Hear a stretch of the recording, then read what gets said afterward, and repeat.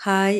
இன்னைக்கு கொஞ்சம் வேலை ஜாஸ்தின்னு தான் சொல்லுவேன். ஏன்னா மாங்காய், மொளகாய் எல்லாம் ஒண்ணா வந்துருச்சு. அதோட வேலை நெறையா இருக்குமே அப்படின்னு நினச்சிட்டு கடகடன்னு அறுத்தது என்னன்னா, கையில வெட்டிக்கிட்டேன்.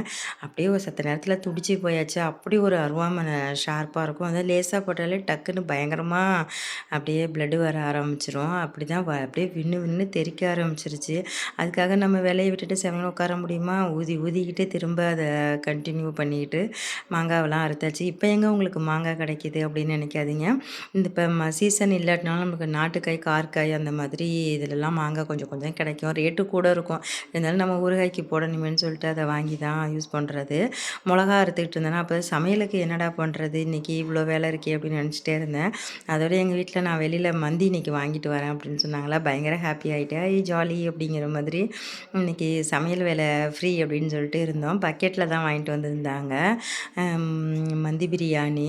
அதோட அதை எல்லாத்தையும் எடுத்து வச்சுட்டு சாப்பிட உட்காந்தாச்சு. பசங்க இன்றைக்கி ஸ்கூலுக்கு போயிருக்கிறதுனால அதுங்க சாயந்தரம் வந்து தான் அவங்க சாப்பிடுவாங்க.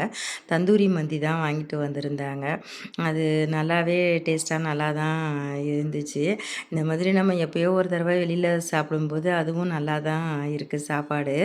அதோட சாப்பிட்டோம். இன்றைக்கி இப்படி தான் எங்கள் வீட்டில் பொழுது போணுச்சு.